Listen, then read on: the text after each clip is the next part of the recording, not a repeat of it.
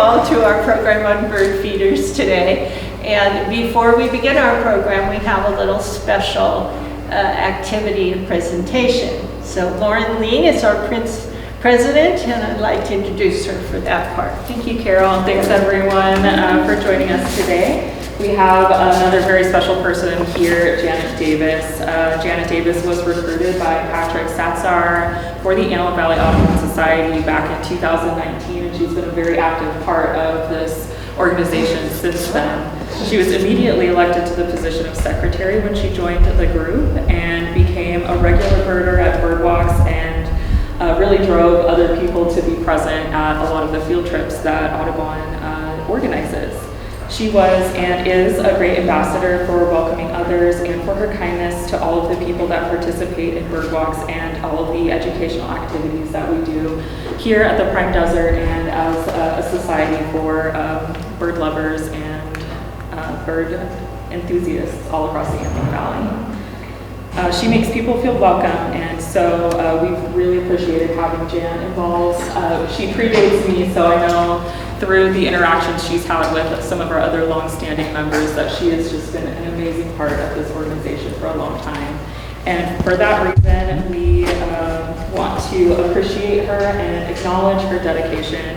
And with that, I would like to present a certificate of appreciation to you, Jan, for everything you've done.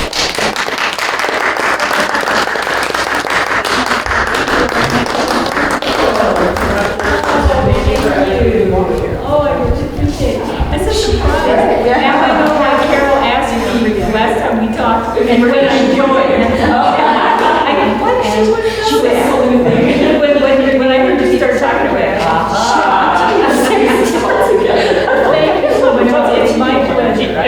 I met some people who live in my house, though. Yeah. I live off my age. Okay. Thank you for everything. Oh, you got it. Yeah, you really helped us with the transition also. My pleasure. And I still have a lot of stuff in my garage that you guys need to come. I need to bring to you for all of our educational presentations like today and throughout the year. So I really thank you from the bottom of my heart. You do all the hard work. All right, so today, a topic we haven't covered before, which is like amazing. Bird feeders. What types of bird feeders are there? What kind of food? How to clean feeders and the birds attracted to them. Now, are you okay, Sean? Yeah. Okay. We're recording this for our YouTube station. We're trying to put our programs on. And also, we should tell you that we're not doing the Zoom meetings like we used to at night. We just don't have people coming to them. So that seems to be a good indication that we should stop them. So we are out of that business and into the doing presentations around the community. So here we go. All right, what are we going to cover? Why should we feed the birds? Types of feeders, types of food, how to care for your feeders, and birds attracted to the feeders. Why feed birds? Well, you know why. They need food. And especially with climate change, we have lost 3 billion birds since the 1980s. And that's a lot of birds. And there's a lot of species lost also. So birds need a water source. So we recommend that you have some water somewhere in your yard. It can even be just a little bowl of water. You know, I have a little bird water, bird bath, and I have a dripper going into it so that it fills when the dripper is on. And with declining habitat, they need more food sources. So, we have 3030 is the Assembly bill, which has passed in California, but now we're trying to make it federal, that 30% of all public lands will be preserved for nature from now until the future. And so we aren't there yet, but California is doing a much better job at getting preserved land. And even here, we were able to get additional 22 acres added to the preserve, which everybody worked very hard on to have happen. So, what other factors determines your habitat? Well, where you live. You're going to have different species of birds. We are in what you call the desert woodlands habitat. So, not only do we have desert, but our juniper trees and all of our other natural trees, those provide the woodland. And we're kind of unique. We're the only area in California where we do have a desert woodland park within a city. So this is like really fantastic, that everyone made that happen in Lancaster. And I know I was an administrator for Lancaster School District when we built Nancy Corey. And I went out myself and politically talked every week, 2 or 3 times, to get this preserve attached to the school. Even though we haven't gotten it used by the school yet.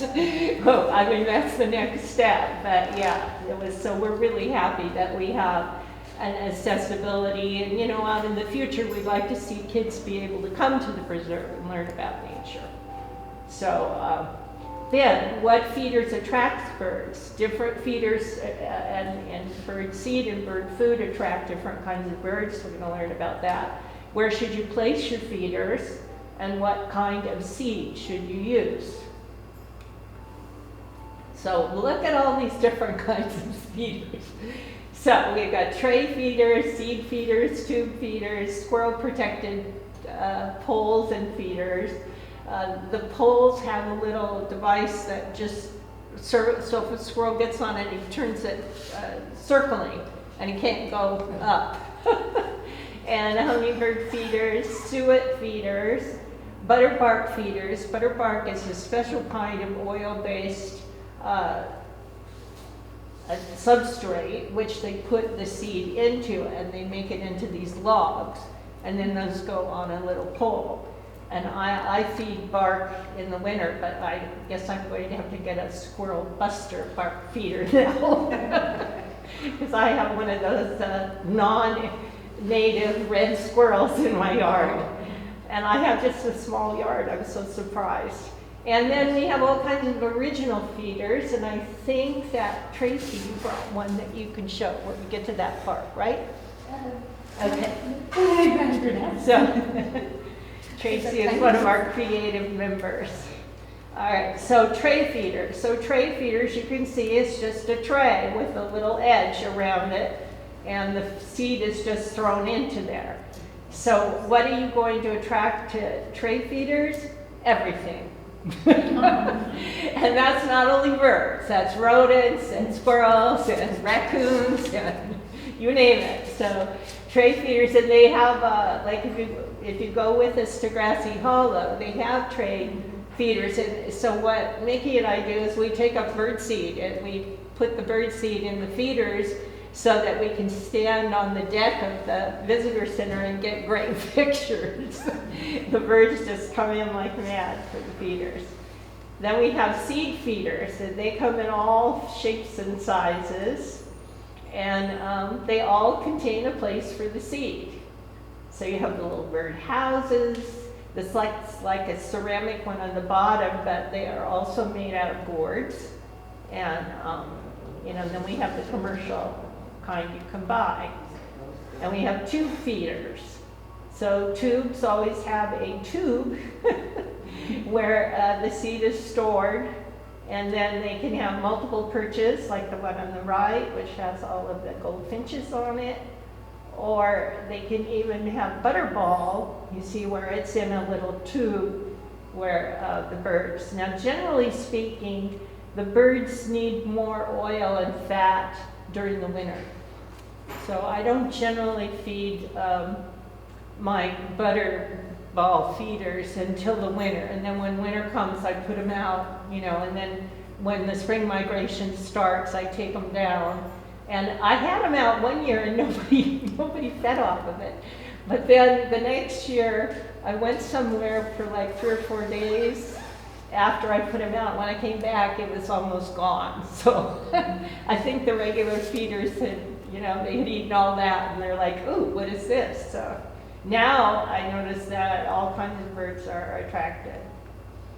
So here's the squirrel. You've got the baffles, which is the little piece in the center. And so if a squirrel or a rodent tries to come up the pole, they get stuck in the bottom part, right? They go up and they hit the top. If they try to jump on it, which squirrels are really good at jumping, it'll twirl and it'll kind of throw themselves off. They can't get hold of it. But in my yard, they learned to jump from the bushes over to the feeder, which is about 6 feet. Oh, wow. And they were landing on the top, the top posts.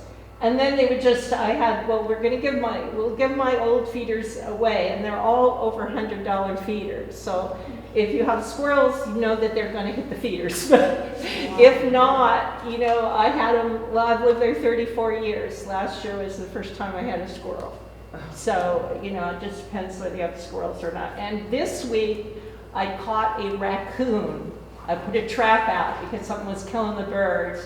And I caught a over 20-pound raccoon. Oh, man. And I had to call my friend, one of our, if those of you that know Rudy came and took it out, and that raccoon almost destroyed the thing. But when I was out there, he was like very docile and sleeping. I sprayed him off with water. But then I called Rudy, I go, this is not a domestic cat. Which is what I thought I had. So you never know. And my backyard is small. I don't even think there's 35 feet from my door to the back wall. So it's really tiny, and then it's like 110 wide. But I'm like, what are they doing in the middle of a neighborhood? Yeah, and this was a big one. Yeah, and he was well fed, so yeah. They would be. So I don't know if he was eating the birds, because they're generalists, they can eat anything. So now we have our hummingbird feeders. So they need ports, okay, and we're going to look at how to keep our hummingbird feeders clean. But you don't want to put a hummingbird feeder in direct sunlight. You want it to have some sun, but if you look at the middle one on the bottom, you can see how the hummingbird puts the beak in there and draws the nectar up. They have a split tongue, and it kind of comes together like a straw, and they suck it up that way, and then the tongue curls back, when they finish feeding. And their tongues go all the way back into behind their brains. So they have really long tongues. I have some pictures where the tongue is out, on the hummingbird, and it's about the same distance as the beak is. So it's pretty amazing. But they are very persnickety, and we'll talk about that. Oriole feeders, they have spikes for food. It's generally in this area we use oranges or some sort of citrus. They like those, and they also like jelly. So you can see the jelly is in the bottom, and then the spikes are for the oranges. And then there's jelly in the one on the right, So now for me, I only have orioles in the yard during migration, but I'm on the desert floor, so I'm not up in the mountains, whereas if you're up in the mountains, you might have them all the time. Yesterday we were out at the Vallermo post office, and the Bullock's orioles are still there. Suet feeders. Okay, so this one is a little issue if you're in a residential area. With our heat, the oil will melt and drop. So you don't want big oil stains on your, cement that if it's under it. So I tried feeders. I have a gravel rock fake stream, and I put it over that. But even there, it got really messy during the summer. So I recommend in our area that you suet feed in the winter. You know, when it's going to be colder and they're not going to, you know, melt in the heat. Then bark butter. Look at the interesting ways. See, I when I saw the owl, Tracy, I thought of you. I thought she could make one just like that. Because she's very creative. Yeah, so then you can see the different kinds. I have the one like on the right, and it has just a little pole, you know, in the center. But now they make the one on the right with a cage around it, so that keeps the squirrels, you know, from getting the seed. So I'm going to have to change. Then look at gourd bird feeders. You know, these are feeders that are where gourds are natural. You know, a lot in South America, you see a lot of feeders that are made out of gourds. And then we have the decorated kind on the right and the non-decorated kind on the left. So we have different ones. Then we have unique bird feeders, like we have the little man in the tree, where his little mouth is a bird feeder. And then people, you know, just use things from their garden, put it in a basket, you know, put something in and then put the feed in the limited area. So just all kinds of natural ones. Now let's see. And then we have the, you know, uniquely shaped ones, and I think you have one like that, right? Why don't you show that one that you... I have a bunch of them. Right. So we can take these ones, but they're I So- just read one in there too. But So you use pine cones to make the one, and then what Yeah. did you make the bottom out of? so different ones. This one is bark. So I usually do like just the thin wood, you know. Oh, So okay. I just make that and then cover it. So this one's just Like covered in bark. balsa wood? Like Yeah. crafting? Yep. Okay. Balsa wood. Same thing. These were little circle ones, like little cups or whatever. They have for kids' toys, you know, like the kids' pens and pencil holders. They have them in wood. So same thing, and then drill the hole. So for like these, I do the tops separately from the bottom, so that when I put them together, there's no, because sometimes I just spray paint or other stuff. I don't want to. So Farm one of bird the things that inside. you have to be, when you're making little houses like that for the birds, you have to know your hole size, because bluebirds, which we have around in our mountains, I don't have them on the flats, but they come through, in migration they come through into my yard. But the bluebird hole size is different from finch hole size. And so these are all, you can Google these and you'll find out, you know, what hole you want to attract what bird. But yeah, so many times they have like a little tray on the bottom where they do the bird house, and then they have the tray where they can put some bird seed. And sometimes they have them where you can open up a door so that you can clean out the nest once a year and, you know, put fresh nesting material in there for the bird. But yeah, so, and then you can see like this seed feeder very ornately looking like a lighthouse. We don't have those coastal ones here, but I'm sure they're popular. So then here we're going to talk about some of the ones that Anna researched this part to see, whoops, let me go back. Okay, wait, where did I go? Where did we start? All right. All right, so Australia. So there is, you can't see it, but there's like a little mesh area too. But these are feeders where the bird flies in. And it looks like they've just used a potting, you know, bottom. And then they bent the branches and probably made the whole basket and then slid in the tray and flipped it down. But pretty interesting, huh? And then Mexico, you know, they're into very brightly colored pottery, and so they have this one, and it almost looks like that's a magnificent hummingbird, which is one of our darker hummingbirds. Okay, in Japan, they have the pagoda style. I used to have a pagoda one in my yard for a long time. I mean, it took a long time to deteriorate. Here's another Chinese pagoda style.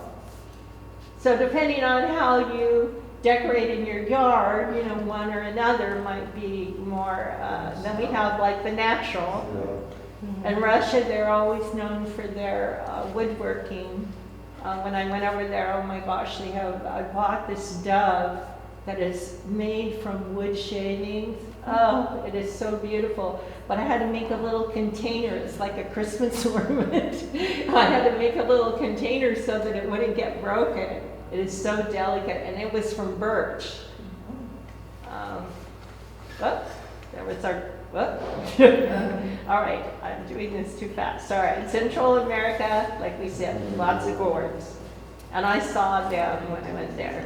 And then we have South America where they just take the base of a tree or, you know, something that's dead and they put a tray with it, and it attracts a lot of birds. When I traveled, it wasn't really a birding trip, but it was a vacation trip, but our leader was a biologist and she had been studying insects.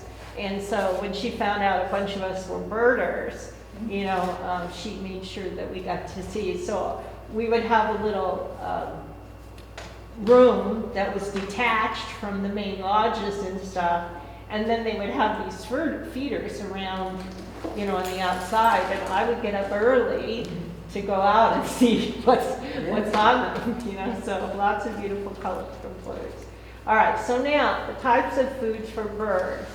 And this is where scientists are having a little problem with our commercial birdseed people. Because we have found that millet is not good for birds.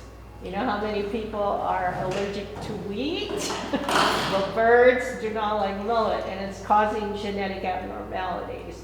And so most of your cheap bird food has predominantly millet. So you've got to look. So here's the different kinds of seeds and seed blends. So we have a one seed kind of thing. And if you buy sunflower seeds or Nigel thistle seeds, tough to say, attract goldfinches, always. Goldfinches love Nigel thistle. And sunflower seeds pretty much attract all the birds, especially like in the fall. They want to load up and, you know, they're trying to get their weight up before they migrate. Then we have mixed seeds, which is a blend of seeds with or without millet. So I buy from, what's the name? Wild Birds? Wild Birds, thank you, Wild Birds. I buy their premium blend. They have two premium blends. I don't buy the most expensive one because it's expensive. But the next one down, it doesn't have any millet. And it's heavy on sunflower seeds, but then it has a whole lot of other seeds that I'm just not sure what all of the trees they come from are. But then there's very berry blends, so that if you have birds that like berries, like orioles and stuff like that, those are good ones to put out. And you has millet. a little bit, not a whole lot though, you know. And then there's a fancy finch mix, which consists of sunflower kernels, cranberry seed, canary berry, white crow's millet, canola seed, and red millet. And there is, I'm telling you, finches will eat anything. It doesn't matter what kind of seed you put out. You have a bird feeder, you're going to get finches. That's just the way of things. And probably also house sparrows. And they will travel together. You'll see them flocking together. But I'm surprised, like sometimes I think I see like 20, 24 birds on the feeders. And then when I open the slider, 200 birds fly out of the backyard. I'm like, where were they? So the hot pepper, any kind of hot pepper blend? Yeah, they don't mind, and I got the, yeah, and that's where the hot pepper, that squirrels don't like the hot pepper. Yeah, they say they don't have taste What? buds. Red pepper. Well, you can buy the bird, it is a pepper blend, so I don't know what it is. But, like when I do my annual membership with Wild Birds, you always get a free gift. And one of my free gifts was the hot pepper and a little bird feeder that you hook on a limb. And man, they went through that in less than one day, just boom. And I'm like, wow, they really do like it. So So then, your seed you buy online, is that it through Wildland? I mean Wild Bird? You buy that online? Yeah. Well, actually, we have our two closest stores. One is in Reseda, Oh, and then the other is in Ventura. But because our Audubon likes to go to Ventura, Yeah, I always Ventura. try to do a pickup yeah. when we're there. But I have had him also. The owner of the store in Ventura is Frank DiMartino. He is an Audubon president, and he is right now Caneo Valley's president. But he has been past president of Ventura Audubon and Caneo Valley, and he's also in charge of their winter bird circle. So I like to promote, Make a little trip, and and also if you go to his store, which is on Main Street in Ventura, Okay. he has all kinds of things bird hats, bird little waterfalls, like house waterfalls of the birds, all different kinds of hummingbird feeders, and these are where I got the feeders that we're going to raffle off today. The feeders we're raffling off are over $100 feeders, every one of them. But the squirrels, I can't have them. They are. That red squirrel and I are at war. Yeah.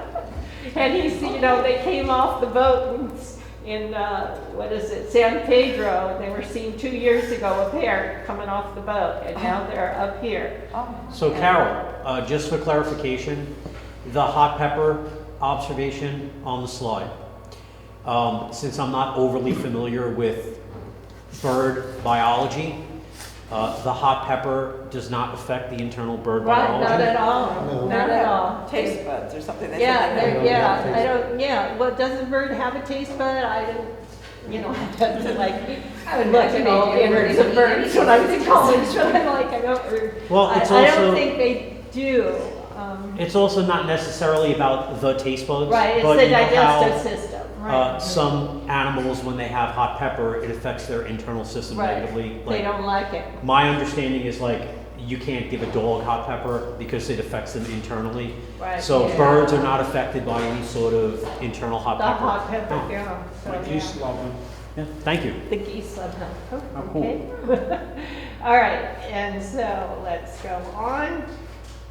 Come on. You can have all the hot pepper seeds. There we go. Hummingbird nectar. All right, so here we're going to talk about hummingbirds. So we want, actually, people, they sell these honey blends and stuff like that. No, do not buy those. White sugar is the closest to their actual natural sugar. And we're not sure how that, was genetically developed over time, but white sugar. So either it's recommended 4 parts water to 1 part sugar, or 5 parts water to 1 part sugar. So if your birds are feeding every day, you've got your blend right. If you're not seeing birds in your hummingbird feeders, increase the sugar ratio, and see if you can't attract them in. But, so this refined, like I said, it matches the hummingbird glucose. And we were learning so much more when I went to school in the 60s, in my college years.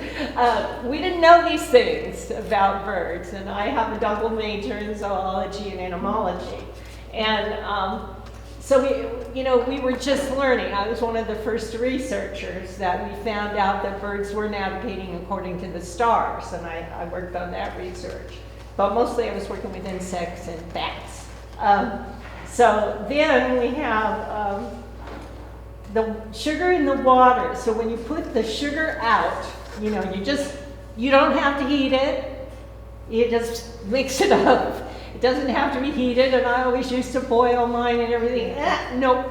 It actually, the fluoride in the water helps the water stay without algae longer, and the birds, it's not harmful to the birds. So, but sugar water, like if you were making wine, and you have to titrate your wine every day to see what the sugar content is, it develops alcohol the moment you put it out.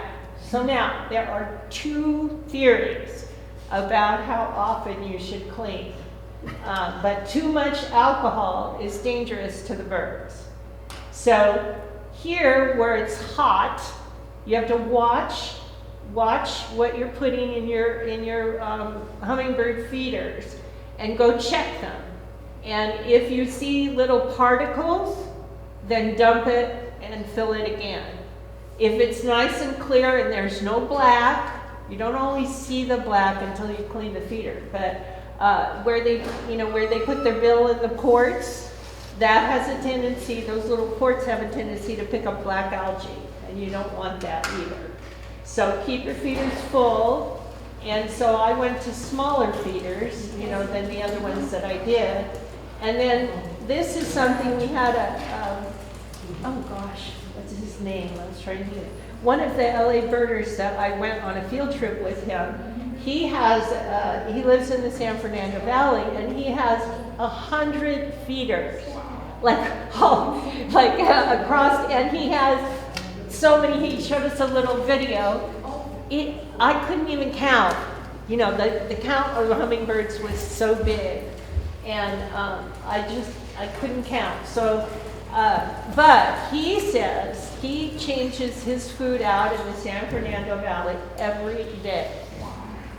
And I'm like, I can't seem to keep up with it every day. Yeah. Is that all he does every day? Job. It seems like a full-time job. Yeah, well, yeah, and then so he says, and this is something I didn't do, I would take the feeder off, take it in, clean it out, you know, let it dry, fill it up, put it back up. Never leave your feeder area without a feeder. So you have an extra feeder, so that when you fill one, you put the new one in, because hummingbirds are like dragonflies. They run a track, and they know where their feeders are, okay? So they're running the track. If they come to you and you don't have a feeder there, they're gonna remember that and they're not coming back.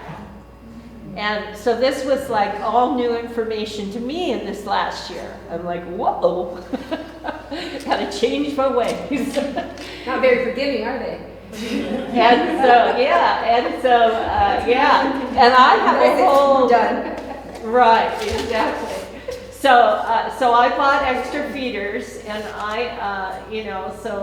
we'll see here what they say. Come on, Carol. All right, okay. So you need a cleaning tub, you know, brushes and towels. And you need, for a hummingbird feeder, you need a tiny little brush. I was going to bring it, you know, just a little one to go in the ports. Like a straw brush. Yeah, exactly. The straw brushes work really good, but I have one even smaller than one for the straw. But that is where the black algae has a tendency to grow in our area. So you can take the feeder apart, clean all the parts thoroughly. So this is 1/10 ratio of bleach to water. I only use bleach when I see black algae on the ports. I use Dawn Power Wash because it seems to be very good. That's what we use Dawn, you know, to clean the birds at our bird rescue places. And so I don't see the need of running bleach. When I tried to use bleach on all my feeders, I ruined the outfit I was wearing because of all the little splatters of bleach that come back. And did it do it evenly? No. You know, if it had been even, I would have worn it. But so depending on the feeder, they're easier to take apart or not, so let's. What about like vinegar instead of bleach? Can you use vinegar? No, No? it's not killing the Okay. black algae. Okay. It What says about just boiling water? not boiling, well, boiling water helps, but you don't want to put boiling water on plastic. Well, You can put it in the dishwasher. glass part, you know, like, yeah, and many of the feeders you can wash in the dishwasher. You know, it'll tell you. I have never done that. You know, I just, because it's just easier to take care of it, you know, filling the new one and then taking it out. So, all right, so you take apart the feeder, you clean it with soap and water, you make a mix. Now, you know those little Clorox towels? Those are 5% bleach. So that's what I use to clean my feeders with. I just put on a little rubber glove and I can go up and down the feeders with that and then clean with the brushes and soap and water. And I like that better than liquid bleach, just for the ability to control the bleach. Use brushes and wear gloves, right? Let the feeder dry completely and then reassemble and fill. So now, So the I have to moral of the go. story, may I say, the moral of the story is to not just have one hummingbird feeder. Right. You can't decide. If you have one, you need two. Yeah, If you have two, like I have, You I need four. actually have four, but I only really need three. Because once you clean the one out, you know, Just rotate then it. you have that one cleaned and you can fill it and rotate the next one. So you might not need, you know, it's not a double-double, but I like the easy one. So we're gonna watch this little video. Let's see if I can get it started here. How to clean your bird feeder now. Wait a minute, what happened? Oh, here we go. For some reason I can't get it to play in full screen. Hello, I'm going to show you how I clean my hummingbird feeder. When I bring it in, I empty the old nectar out of it, and I give it a good rinse with hot water.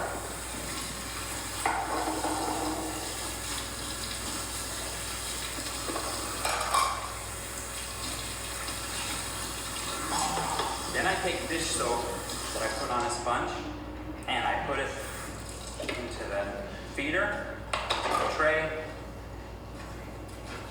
and on the part that has the flowers.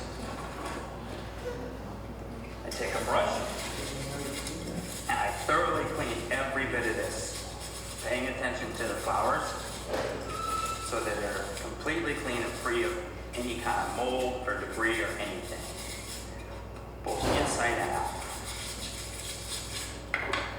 I take a small brush and I clean the little holes in the flowers.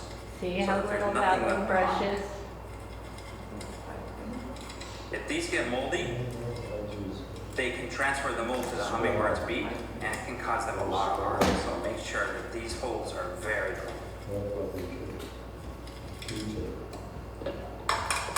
Then I clean the tray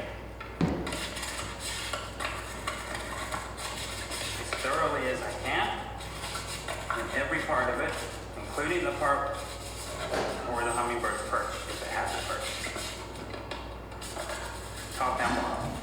Yeah, you have a tendency to have bird poop on the little perchers. Then I clean the feeder. Now see, I prefer the wide mouth because you can put your hand in there and get in the You want to whole make sure part. you get this And very. you see this one has a narrow for mouth. another few days. And I clean the part where they screw together and the outside of it. Then I give it a good rinse with hot water, making sure that I rinse off all soap residue. It is suggested that you clean your hummingbird feeders every 1 to 4 days, depending on how hot it is outside. As the summer comes and it gets hotter, you may need to clean them more frequently. And if you ever see cloudy water or mold starting to grow on it, clean it immediately.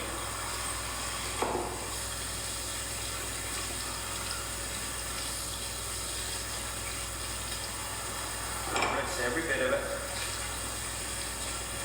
Making sure all soap residue is rinsed off. Now it's ready to fill with a nectar that I prepared with 1 part sugar, 4 parts water. So you notice he didn't let that dry. So I'm not really sure, as long as it's really clean, the And now water it's ready isn't for gonna your hurt it. parts. I'm not sure how to do that. Let's see, I think I can stop it right there. Get back. Okay, take the presentation mode. Oh, okay, wait a minute. Get back in there. All right. Next one. No. All right, so what birds are attracted to what kinds of feeders? And this was really interesting to me when I researched that, because pretty much the birds in our area are the ones that we're going to see at the feeders, you know, so. All right, so we have platform feeders. So I took this research. This, of course, was done from Cornell. So we're looking at the Eastern research. So we kind of have to like shift that over to Western birds. But okay, so platform feeders. We found that, especially like up at Grassy Hollow, they have a lot of platform feeders. When we put the seed in there, we get all kinds of birds. We get cellar jays, doves, nuthatches, bluebirds, finches, sparrows, woodpeckers, you name it. So that's why we take the food up there to kind of like get the birds to come in. Whoops. All right, so wait a minute. Back here. So you can see, oh, I have a typo I didn't catch. It's supposed to be a red-breasted, not a red-breasted. Mourning dove, finches, sparrows, black-headed grosbeaks. We see those a lot up at Grassy Hollow also. Orioles and goldfinches. So I have to remember to fix that one. So then there are small hopper feeder birds, and I think a small hopper is like where the seed goes in and it comes out into a little feeder dish. So they're saying house finches, chickadees, white-breasted nuthatches, and European starlings. We have so open tube feeder birds. Yesterday we did our climate watch for summer, and we've never gone this late. We've always gone, it's May 15th to June 15th, and we've always gone in May, but we had a hard time with our Audubon schedule, so we worked it till Friday, and we saw white-breasted nuthatches, but normally we will see lots of goldfinches, and we did not see one. So that was interesting, wondering like in June, are the birds different than what we see in May? Because when we went out to the same area with Kimball Garrett, there were all kinds of birds and not as many of our target birds. Generally, we will see red-breasted nuthatches, and no, this time just white. But we can see these are American goldfinch. And so we have house finches, chickadees, nuthatches. Chickadees are also at Grassy Hollow. European starlings, Eurasian collared dove, mourning doves, and goldfinches. So it's a wide variety, but it all depends on what species are in your area. Niger too, honestly, the #1 bird is goldfinches. They love the thistle seed, which is what it is. And so I always thought, wow, I can really tell the difference, because the American goldfinch had like a orangier bill, but in the winter, boy, did they look the same. I would not know. Leicester goldfinches, white-crowned sparrows, American goldfinches, house finches. They all like the seed, and if your seed feeders are empty, they'll feed on the Niger. Does the Niger have a lot of oil? I don't know, they are so little. They're Yeah. like, you know, it's like a mustard seed. Okay, we use mustard oil, but you know how little those mustard seeds are, like less than a pinhead. So how many seeds does it take to make oil, you know, when you're pressing it? I have no idea. I used to think mustard was a weed, you know, because I grew up in the Bay Area, and at that time we were the fruit basket of the world, you know, so we would plow the mustard into the soil around all of the fruit trees. And then I went to India, and we drove days on the bus where all you saw was mustard fields for mustard oil that they export. And I'm like, oh my gosh, it's not a weed. But so then you see the cage tube feeders, and those are to protect from squirrels and, you know, others. But it gives the bird a little protection when he's in there, like especially from raptors. You know, they can come in and feed. So we've got goldfinches, siskins, and those are up in our mountains. Tufted titmouse, we saw one of those yesterday. White-breasted nuthatches, red-breasted nuthatch, ladderback woodpeckers, and Nuttall's woodpeckers. We saw Nuttall's yesterday. And the note for the caged bird feeders: bluebirds happen to love dried mealworms and peanut slips. It's an unusual combination. You don't normally think of putting those two things together. So other birds that like that combination is wrens, chickadees, tufted titmice, white-breasted nuthatches, and even woodpeckers. I put out peanuts for 2 years, never had anything eating peanuts. And I put them in, I bought this giant bird feeder thinking, oh yeah, they'll like them. But I think I'm too internal in a residential area, you know, it needs to be like where there's little trees and stuff like that. My mom likes to sit outside and just throw them out in the yard, and they'll come down, swoop down, and grab the peanuts. Yeah, now that's what Mickey does. Mickey doesn't do seed feeder. She throws the seed on the ground, but she has 5 acres, so she lives like in a preserve. And so outside of her like ornamental area, you know, she throws them, and then she throws them in a certain area and just lets the birds pick them off the ground. Then when you do that, you're going to be feeding the squirrels and anything else that, you know, is a I ground do that feeder. too, I think my mom's like literal. Uh-huh. but it's because of the squirrels. Because they won't get all the feed in the bird feeder. Yeah. So I'd rather feed them all over the place and spread the wealth so that they can spread out. I see all the birds just go, every place that I throw a bird seed on the ground, I look for, you know, bare dirt, and I throw the seed down there and spread it evenly. So, yes, well, I think that that's very true. Birds, if there's food, you know, how species are going to seek food. If they see there's food and water, you know, shade, and some place to hide, they'll come. And I have a bigger front yard than I have a backyard. I don't know why they didn't put the house closer to the front of the property. But I have 3 cypress trees in the backyard and 1 sycamore. And most of my backyard is patio. I mean, I probably only have 10 feet beyond the patio and the back fence.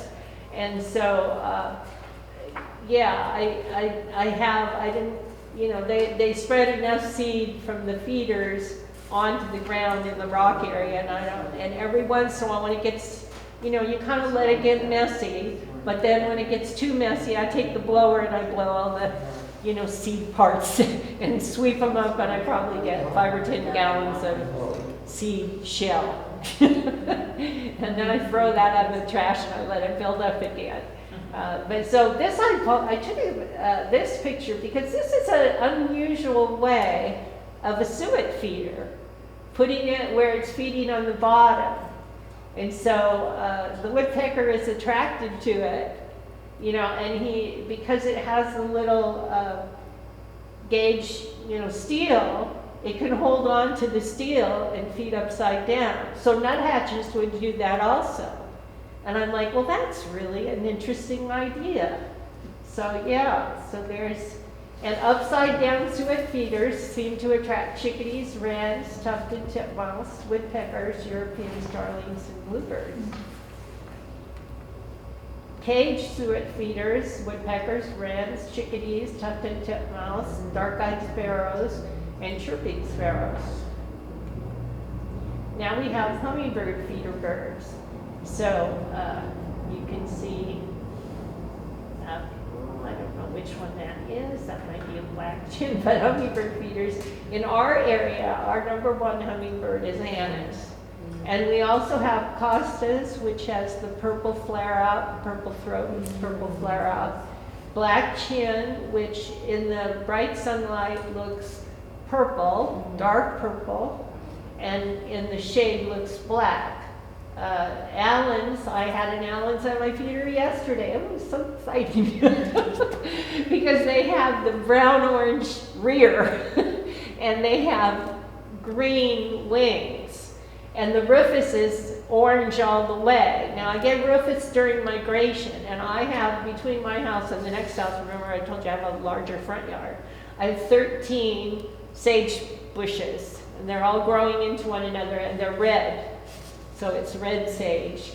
And the hummers are on them all the time, all the time.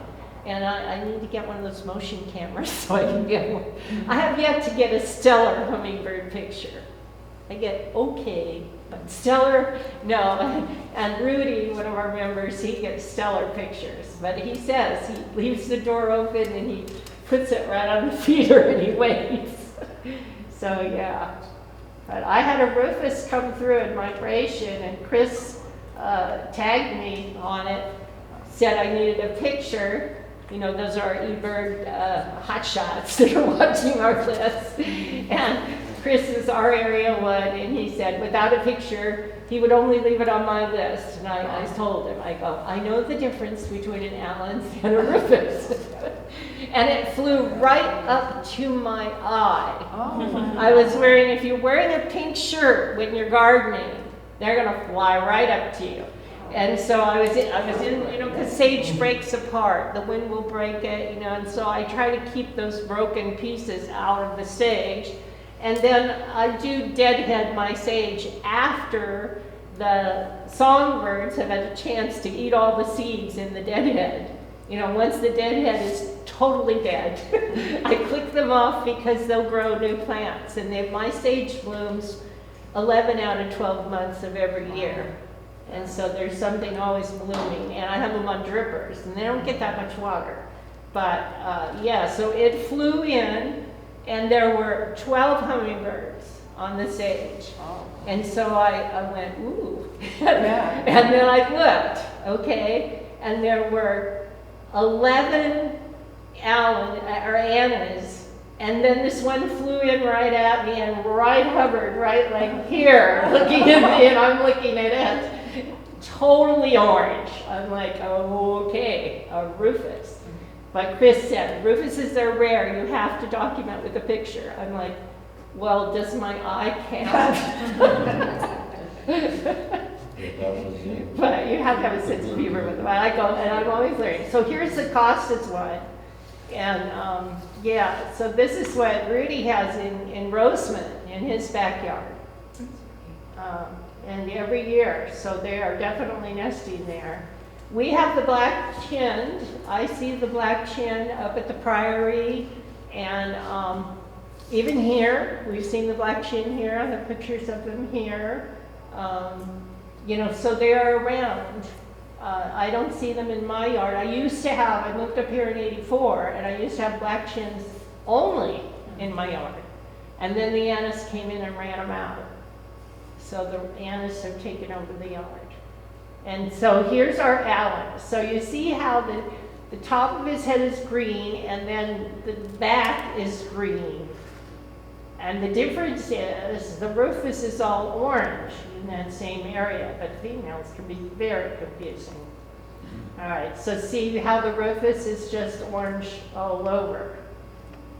And that's the way you can tell the difference. And the Allens, also their shape is different. Well, there's a notch in the ball. They're like a little chubby hummingbird. Well, I don't know. Because I don't know that I see a difference in the total shape as much, because there's so much variance depending on how much nectar they're drinking and that kind of thing. Yeah. So I don't trust that as a variable myself. It's just something that I think Yeah. I've noticed over time. But But they, you're right, there is definitely very. but the Allens that we have here in the preserve, I got pictures of it last month. It's really tiny. Yeah. they're- Holy smoly, he's little. And I've never seen one that little. At home, they're a little bit bigger, so. And then we have, you know, seed on the ground birds, which is pretty much any bird that's anywhere in the vicinity. So you can see howlets. Yes, there they all are. And these are like what we would see in our area, you know, mourning doves, goldfinches, chickadees, song sparrows, fox sparrows, white crowned sparrows. White crowned sparrows are a winter bird, so you're not seeing them at your feeders now. But you will see them, you know, when they come back. House sparrows, black-headed grosbeak, starlings, common grackles, American robins, California towhees, spotted towhees, common ravens, American crows, red-winged blackbirds, brown-headed cowbirds. And we now, the crow is moving up into our area. So in these last few years, we are seeing more crows and hundreds and thousands of European starlings, which Kimball Garrett says they're a trash bird. My nickname for them is Eurotrash. Eurotrash. So That's a Carol, before you move on from ground birds, I noticed your list didn't have quails. Right. So That is a ground bird, but generally they are, you know, they're out in preserves and natural areas. Do you have them come in your yard? All the time. that's Oh, you why I was do? going to Okay. ask how All common they are, because Yeah. I do notice where Right we above live, where we live out near Edwards, Yeah. we do see quails quite often throughout the year, including, you see them running through the yard with their little, Yeah. And so I don't know the they proper word for baby quail running behind them. a covey of quail. Covey. So yeah, it's, that's why I was interested to know how common they Yeah, are. well, they are. Well, in our area, sure, we're going to see them anywhere we see large territories. Generally, we don't see them in little houses, but you guys that have bigger properties, like Will and you and Mickey, who have these really large properties, yeah, you'll see them in your yards. And Anna has them in her yard also. And she has a double lot up in Juniper Hills, and her second lot is a certified wildlife preserve. And so she's having to maintain that all the time, and yeah, I see them in her yard. She has a native, I don't know, they like to run instead of fly. so I probably should add that. Give me a little text tab and fix that other problem. House sparrows, okay, so, you know, these are common, and I always see one or two house sparrows in with all the house finches. So, you know, birds do flock together for protection. And we see, I am not, you know, I didn't really used to really look at, is there a different bird than the normal birds? And now I am. And so, yeah, there's always generally a house sparrow. Whoop, go back. Okay, so again, our white-crowned sparrow, which is probably the easiest sparrow to identify because of the white barring. Okay, American goldfinch. Now see how the beak is lighter. So that's one of the ways I tell them apart, because when they're in breeding season, they also have different breeding seasons. Right now, like the lesser goldfinches are breeding, and they look like they could be American goldfinches because they're so beautiful, males, and they do have the little black cat on them as well, but they don't have an orange beak. They have a gray, darker beak, and that helps tell them apart. So here you see, well, there's the lesser goldfinch. But the male, you know, this is not a breeding season male, but if it were, he would have a really, just like the other one, he'd have that black crown, you know, on the top of his head. But the thing I always notice is they have the nice white wing bars. And you can really tell, let's go back and look at them. See, whoops, Oh. Okay, see the white wing bars. So that's, if you got a buffy one, you know, that's not real yellow, it could be that he's not eating enough keratin-like particles. And so, but if he's got that nice delineation of wing bars, they're going to be a goldfinch. So this is our red-breasted nuthatch, and I actually had those at the feeder this year, which was the first time ever in 34 years. And then here's our white-breasted one, which we were able to see in our climate watch yesterday. Whoop, doing that too fast. Mourning doves, see the little spots on the side, that's how you know it's a mourning dove. Hooded orioles. We didn't see those yesterday, we saw bullocks. Here's a female hooded, so she's a yellow bird, not to be confused with a canary. And this is the one we saw yesterday, the bullock's oriole. And you know, when you're seeing them up in the tree, you know, I saw her at the post office on the other side of the pond, you know, the little bushes on the other side of the pond. And then I'm like, oh, yellow bird. Mickey, there's the yellow bird over there. And then it flew right at us. And one of the, I think Will, wasn't it you that said it's flying at us or something? Yes. And then I didn't know where it landed. And then it landed right on top of this, the red-winged blackbird, right? And Will goes, it's above the blackbird. I'm like, I have to have spotters for the birds. And then I looked up there, and I'm still, you know, you're looking through the binoculars, and you're like, yellow, but is it? You know, because when you go back, like this one, you know, it's hard to tell whether they've got that black eye ring or not when you're looking through your binoculars, and the bird's moving, and you're moving, and, you know, yeah. So, yeah, I got really good pictures of the bullocks yesterday. And here's the female. So, you know, she could like even think she's a goldfinch, right? It's like, so it's always easier to identify the female when you see the male, you know, when they're together. So here's a western bluebird that I took the picture of up at the Priory. I thought that was a cool picture with it flying. Very good. And there he is up in the trees, northern mockingbird, which is common around our area, house finch, and they're looking quite nice right now. They are looking like this, like the beautiful red bird. Here's the female. And so I am noticing in my yard that I have like immatures that are not with the streaks on the breast, but they're with all the house sparrows. So I'm like, are we looking at an immature male? I don't know, you know, but they have the finch bill. Here's our goldfinch again, and see the light colored beak compared to the darker one. And there's the female. Here's our spotted toady. What a beautiful bird he is when you see him. And then we have our California toady, and generally you see the tail, it's kind of like orangish, like you can see that little orangish area, and the face too, right around the beak and right on the tail. Whoops, come on. Oh. Okay, so we see the northern flickers.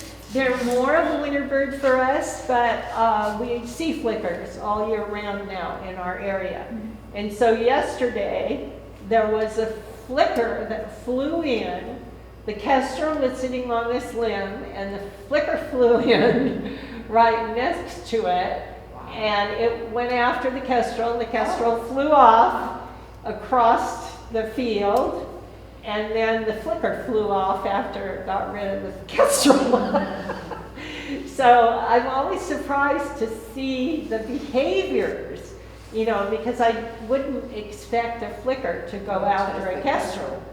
But sure enough, they did yesterday. And here's our ladderback. Now I want to show you the difference because we have more nuttles coming into our area.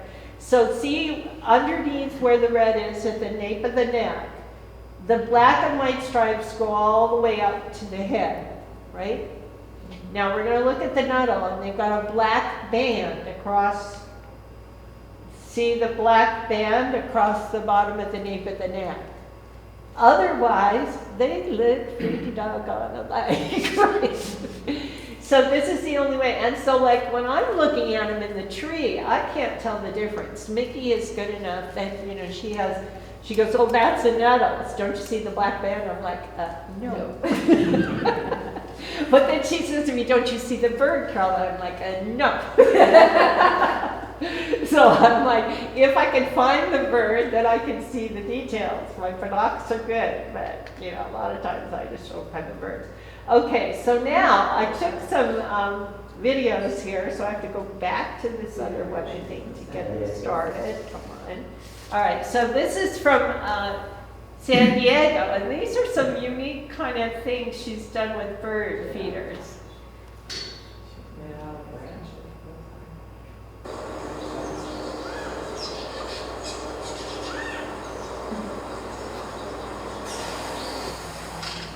So she's taken like wire baskets, is that what we call it?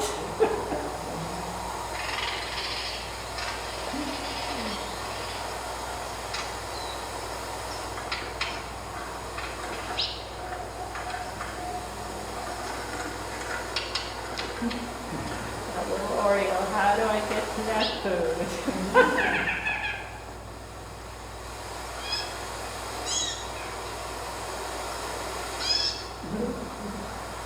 See, now there's a male in breeding form, and that's a lesser goldfish.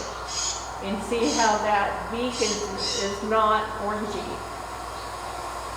kind of gray.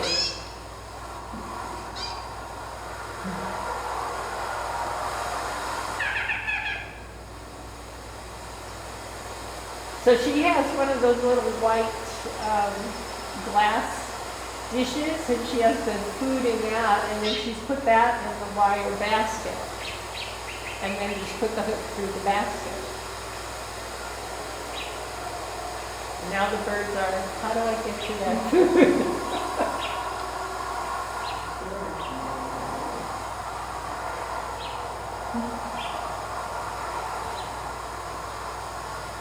And like Finch has the right idea.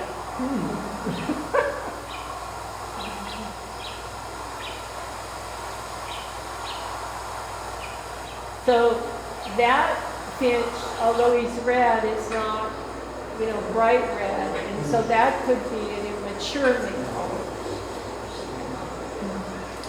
Now we've got a scrub jay.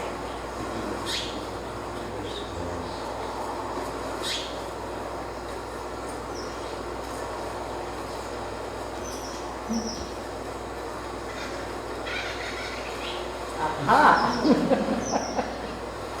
Those jays, they're smart.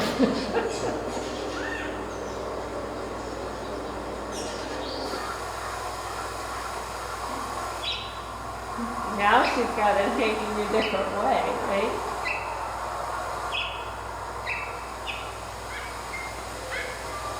Here's my roast beef. See, he's big enough that he can get in there and get it. That looks like that might be a piece of fruit, some sort of melon or something. He's like, I can get my head in there and get that yum.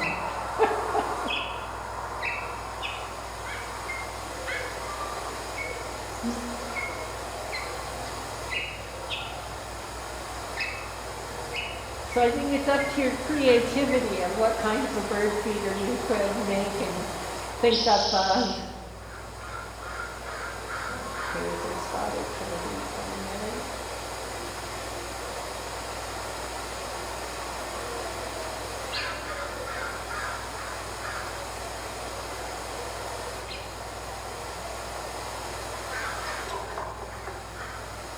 So we had a grosbeak and a spotted covey there for a moment, just the grosbeak figured it out.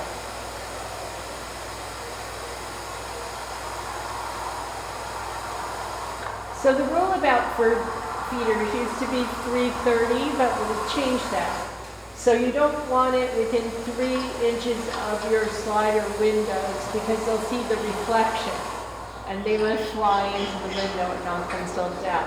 They used to say 30 feet out, but I think 30 feet out of my yard would be in the neighbor's yard. So I go far enough away that I have a patio cover, so there's not going to be reflection, you know, there. And then you just want it out so that it's, you know, and then you don't want it, you don't want trees overgrowing it unless you're putting it underneath the tree, you know, hanging it to the tree. But to keep the squirrels out of it, you know, the squirrels will just run down the limbs of the tree and get into your feeder. So here he's like, okay, look at that. See those jays, that family, very smart. And they're related to the Corbins. Really smart bird.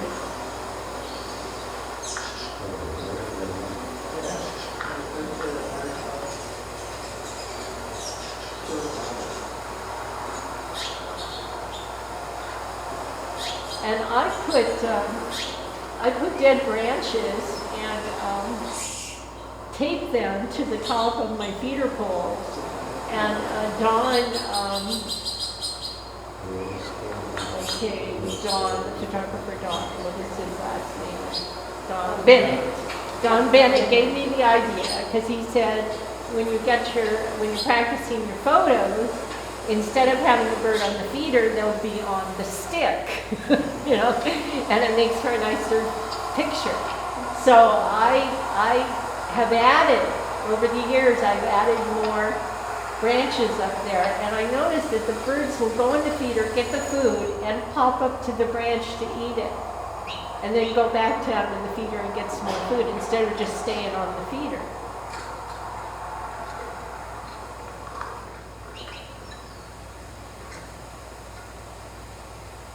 Well, you know the oak titmouse is the one on the right. It's the goldfinch on the left. She's not telling the name of all of them. Yeah, the goldfinch popped up first. Oh, it did? Yeah. Okay, I missed it.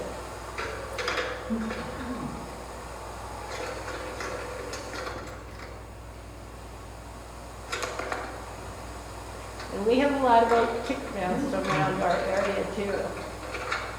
And a hooded oriole.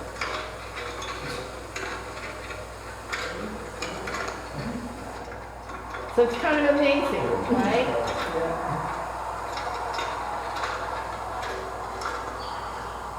So I think we covered seen enough to give us the idea there. Go back to the presentation mode. Okay, because I think I have, oops, that's the one I wanted to show you. Where'd you go? So Carol, before you play your next video, I wanted to ask, you had mentioned about how far bird feeders should be away from windows. Right. At previous meetings, you've also mentioned to cut down on bird strikes to the window because they see reflections. You had mentioned decals or putting something on the windows to assure birds know there's a window there, essentially. So birds see ultraviolet light that we don't see. And so there are stickers, and even Chuck has made some where you have ultraviolet, and these stickers are available online, you know, and also at the Birdseed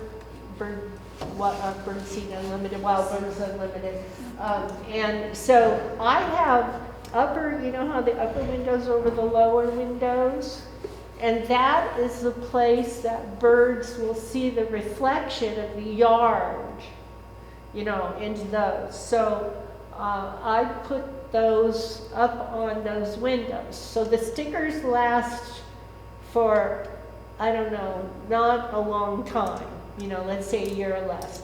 But they also have paper that's dotted, that has dots every so often, and you can buy that and put that on your windows. We're trying to work with Audubon National is trying to work with cities across America for when they're installing their big buildings and everything, they will use bird-safe glass, because we get a lot of birds killed during migration for 2 reasons. Number one, they're leaving the lights on at night. And so there's this is one issue I have with Lancaster, is that although they're doing much better on preserving nature and reducing the carbon footprint, we still are seeing a lot of lights at night, and we're still seeing birds die as a result of hitting windows during the light. So those LED lights that look like they're old and stuff in your patio, don't leave those on. I found out this month that winter migration has already started at the end of June, and I didn't know that. I always thought September is when we're looking for the migrating birds coming through. But no, that birds start migrating from the end of June, and then they're flying at night according to the stars. If they see bright lights underneath them, they'll be attracted to them. And so there are kills of more than thousands of birds during migration. And we have the Pacific flyaway, we have the middle flyaway, which we call the Texas flyaway, and then we have the eastern flyaway. And millions of birds are killed because people are not turning off the lights at night. And all the birds, will have over 3 billion birds flying at one time. And we don't know how their neurological system processes the weather, but we do know that many species all fly in the same few days. So somehow they are relating nervously through their brains to the environmental signals, and they go when it's good.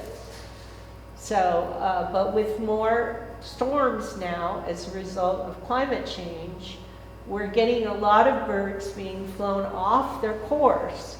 So like, I don't know whether you knew, last year we had the bean goose here, who should have been over on the other European side, but they suspect that when he was taking off from the polar area that he got into a storm and was blown into the Pacific coast flyaway, and so then he flew down. But he stayed in our area for a long time. He was spotted in Roseman, and then he was at the ponds, the settling ponds there at Roseman. And then he came to Apollo Park, and I had been out to see him 3 or 4 times, couldn't find him. He was out at Paiute. And then I finally saw him at Apollo Park. He swam right out and walked right up to my feet. I'm like, well, thank you. But then, then he was down in the LA basin, and then, then I think he probably, migrated back properly and then got back with his flock. But yeah. He really got around. He was everywhere. Right, really. And then we had, last year we had the snowy owl that everybody was going down to take pictures of. And actually, when I first moved up here, within the first few years, and I moved here in 1984, I had a snowy owl in my backyard. And I'm like, ooh, those are big owl poops. And I looked up and I couldn't see anything, I couldn't see a nest in the tree or anything. And then one day I was just doing my gardening, and everything got quiet. No bird peeps, no nothing. And I'm like, uh-oh. So I generally think predator, right? Generally I think Cooper's hawk, So I looked up, and out of my tree came this snowy owl. His wings were larger than I am tall, so he was like 6 foot span, and his head was bigger than mine, with these big gold eyes, and I threw myself flat onto the patio. I'm like, oh my God, his hands are bigger, his talons are bigger than my hand, and so I just flattened out, and I went, well, aren't you beautiful? And he just swooped right up over me, and by the time I got up and looked up, I couldn't see him anymore. So he had moved up and was flying away. But he was probably there 4 days in a row. So yeah, you just never know. And that was before I knew about eBird, so I couldn't put that on eBird. Of course, Chris would have hit me. Where are the photos, Carol? I'm like, no, this thing was just right off my belly. It's like, wow. But it was so magnificent. And they're having problems in the Arctic tundra because it's getting warmer and the flies are attacking them. And the flies are killing the babies. And so there's a real, what do? We don't know how to help, because when we do some things, we make it worse. Others, it's very hard to know. We're trying to do. Okay, so now let me see. I'll have to use this one, I think. Okay, so now you're going to see a fun thing here. And this is... Have you ever seen 100 hummingbirds Look at that. feeding together? Hummingbirds sit shoulder to shoulder on these feeders in Studio City, California. The daily hummingbird swarm occurs right before sunset. Tune into the live 24/7 cam to watch these A lot of those hummingbirds are feeding owls. on feeders See every the day. green back and Look for the the orange link in the tails. description below. But that looks like a Costa on the swing.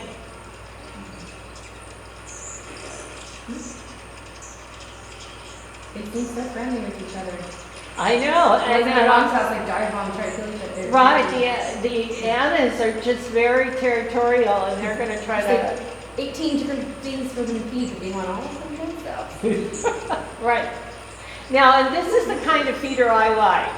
All right, because the ports are at the bottom, it's got a little perch. But see how wide the jar is? So they have, I think, where did I get mine from? Duncraft, I think, is where I got mine, a Duncraft bird. And so you can put your whole hand up in the jar and just wash the jar out, especially if something gets in the top of the jar, mold or something like that. You can clean it out really easily.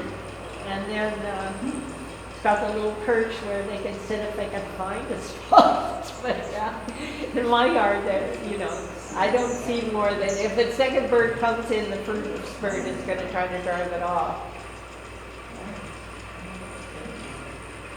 But look at that. And see, I have a little hummingbird perch in my tree, but I have yet to ever see a hummingbird perch on it. And there's 3 perches right there. There's so many birds on all of them.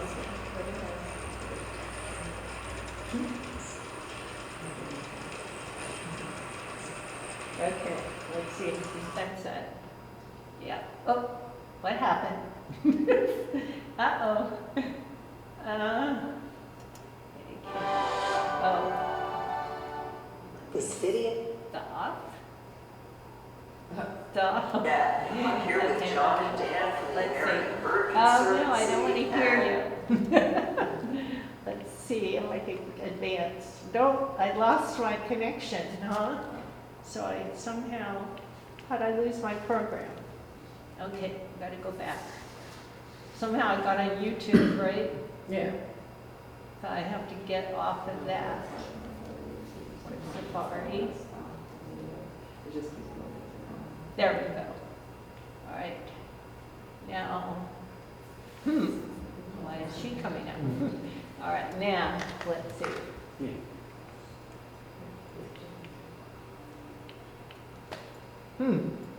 Now this isn't working, changing it. Okay, we'll go up here and change it this way. Where is it? We're near the end. Where are we? I think we're on this one. Let me click it that way. Okay. Now let me see if it'll go back into print. There we go. All right, so now, this is another video. All right, so this is from Cornell. So one of the things, if you take the Feeder Watch course from Cornell, this is like near the end. You have to identify all the species that are flying in and out of the feeders. I don't know what our time is running. We're running a little late on this one. We're almost done.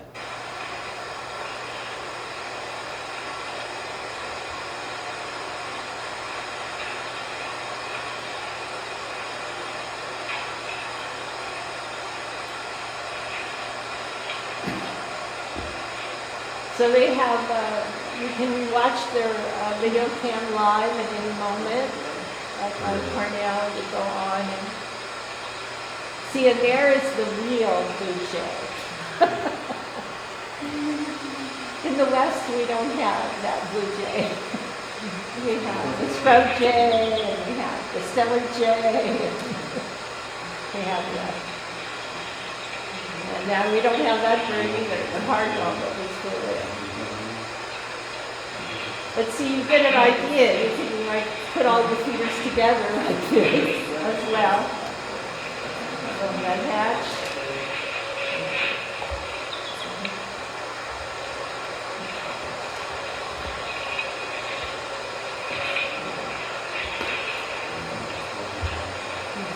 So now we have the female and the male. Oh, and now we have a woodpecker. Looks like the male.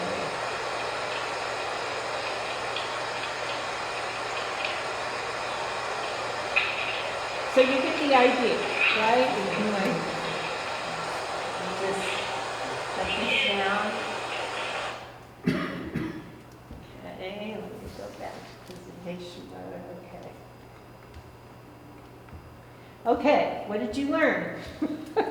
Why birds need support, different types of feeders, the food for feeders, how to clean the feeders, and common birds attracted to your feeders. So Anna and I put this together. Anna did all the foreign types of bird feeders and videos from YouTube, and this was prepared for Antelope Valley Audubon.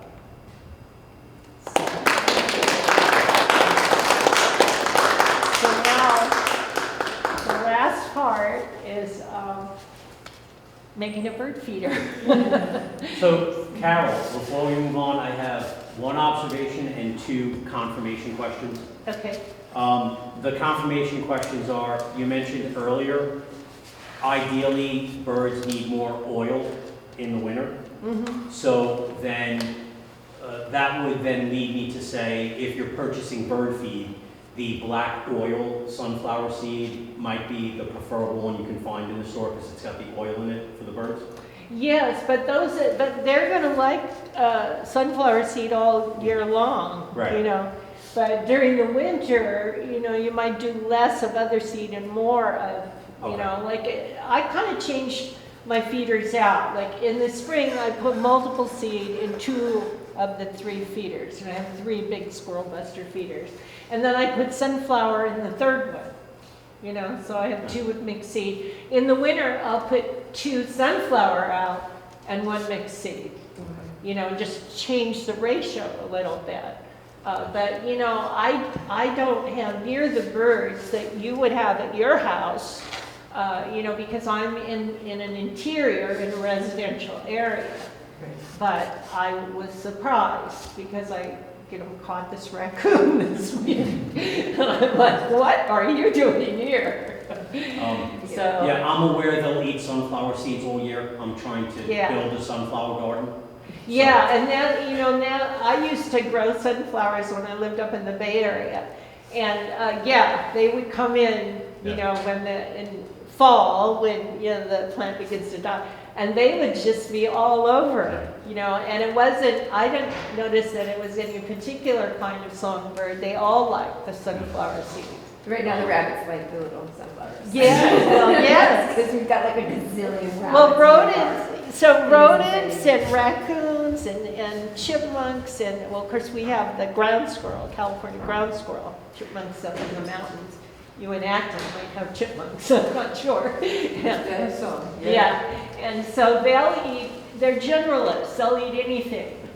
You know, just like the raven. The ravens are actually predators. So on garbage day, when you see all the ravens flying into your neighborhood, and then when you see them fly low across the neighborhood, they're hunting eggs. They're like looking for the bird nest. The suet option. Yes. You mentioned how during the summer, since it's got a heavy oil base, it'll melt. Yeah. So my question about the suet option is for the winter. Do they have ways, or is there a resource to maybe make your own suet instead of buying it? Oh, I'm sure there is, yeah. You can probably just Google that and you'll find out, yeah. And then my observation is, I tend to like to overthink, but what I like about the presentation, you put in the unique types of homemade bird feeders, because effectively, Bird feeders, you can make them essentially out of anything. You're only limited by your imagination. Right. Two of the bird feeders that I made outside my window is, I had a PVC pipe that basically what I did is I cut it in half lengthwise, and I flipped it over. I put bolts in it so the birds can sit on the bolts in addition to the edge. Put peanut butter jar tops on the outside so that way the seed doesn't go out. So I like how there was so much outside the box thinking about different ways to create bird feeders with essentially anything. So you created a hopper feeder. That's what you did. Right. And so, yeah.